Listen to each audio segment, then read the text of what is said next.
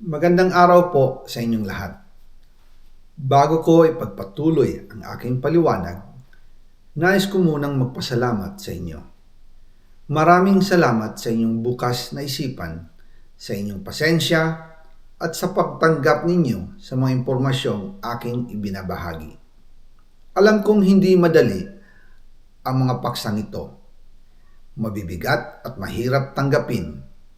Hindi po ako makauwi dahil malaki ang banta sa buhay ko. Ngayon naman ay meron kaming natanggap na balita. Papalabasin ng administrasyon na ako ay isang terorista sa loob at labas ng Pilipinas. Para mailibing ako kasama ang katotohanan kahit saan man ako pumunta. Pero mahalagang malaman ng taong bayan ang katotohanan. Muli, taos-puso akong nagpapasalamat sa inyong pakikinig. Una po sa lahat, sinasabi ng ICI at ni Henry Alcantara na 21 billion pesos daw ang napunta sa akin. Hindi po totoo yun. Wala akong natanggap na ganyang halaga. Ang totoo, mula 2022 hanggang 2025, ang kabuuang pera na dumaan sa akin para ibigay kay Pangulong Bongbong Marcos at kay dating Speaker Martin Romualdez ay umabot sa 56 billion pesos at hiwalay pa dyan ang 100 billion pesos insertion ng Pangulo sa 2025 budget. Pati na rin ang 97 billion pesos flood control insertion na inilagay sa NEP ng 2026 national budget. Balikan natin kung paano ito nagsimula. Noong 2022, kakaupo ko pa lang bilang chairman ng House Committee on Appropriations, sinabi na agad sa akin ni Speaker Romualdez na kailangan ko makapag-deliver ng 2 billion pesos kada buwan. Makalipas ang ilang araw, tumawag sa akin si Yusek Bernardo. Sabi niya, kailangan ng tulong ng Bulacan sa problema nila sa baha. Pinapunta niya sa opisina ko sa Kongreso si DPWH District Engineer Henry Alcantara. Sa naging meeting namin ni Alcantara, siya mismo ang nag-offer kung paano ang hatian sa mga proyekto ng DPWH. 22% para kay Speaker Romualdez, 2% para kay Yusek Bernardo at 1% para sa kanya. Doon po nagsimula ang tinatawag nilang deliveries.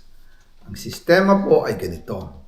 Ang mga tao ni Henry Alcantara ay nakikipag-ugnayan sa mga tao ko na sina Paul Estrada at Mark Tiksay. Sila ang tumatanggap na pera mula sa mga tao ni Alcantara. Minsan sa bahay ko sa Valle Verde, minsan naman sa BGC parking. Pagkatapos nilang makuha ang pera, sila Mark at Paul naman ang nag-aayos o nakikipag-coordinate sa tauhan ni Speaker Martin Romualdez na si Jocelyn Sereno para sa pagdi-deliver ng male-maletang pera patungo sa bahay ni Speaker. Una, sa North Forbes Park sa McKinley Drive at nang lumipat siya sa number 14 Nara Street, South Forbes Park. Gusto ko pong linawin, hindi ako nakikialam sa mismong proseso ng paghatid. Dumaan lang po sa akin ang pera na agad dinideliver kay Speaker Romualdez. Ako lang po ang nagko-confirm sa text kay Speaker kapag nadala na ang pera sa bahay niya. At lahat ng ito, mula sa unang utos noong 2022 hanggang sa huling delivery noong 2025. Umabot sa mahigit 55 billion pesos plus ang naihatid sa bahay ni dating Speaker Martin Romualdez. Madalas hindi nabubuo ang hinihinging 2 billion pesos bawat buwan ni Speaker, kaya iyan ang final total. Ang sinabi mismo ni Speaker Martin sa akin na hati sila ni Pangulong Marcos sa perang yon. Ang listahan ng mga deliveries na ito, kung kailan, magkano, at saan dinala, ilalabas ko po kasabay ng video na ito.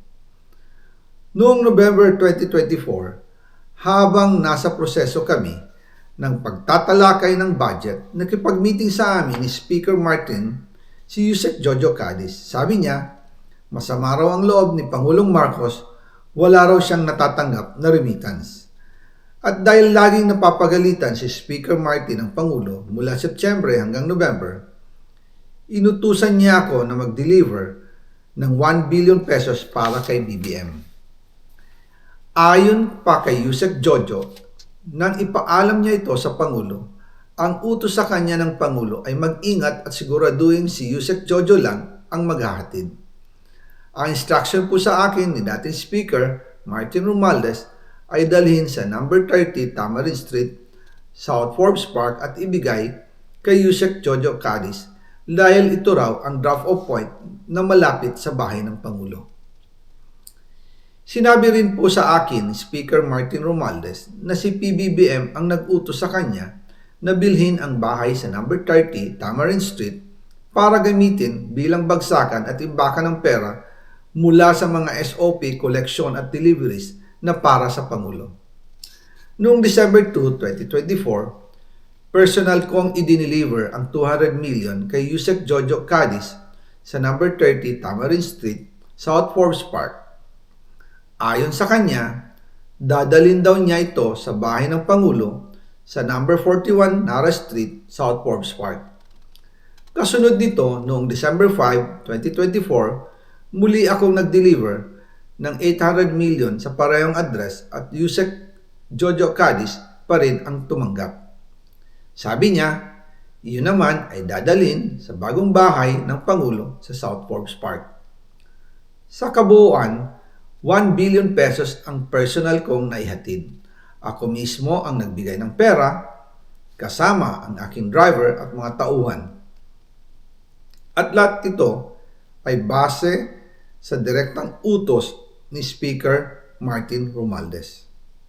At dyan po nabuo ang kabuuang halagang 56 billion na ipinadala mula 2022 hanggang 2025.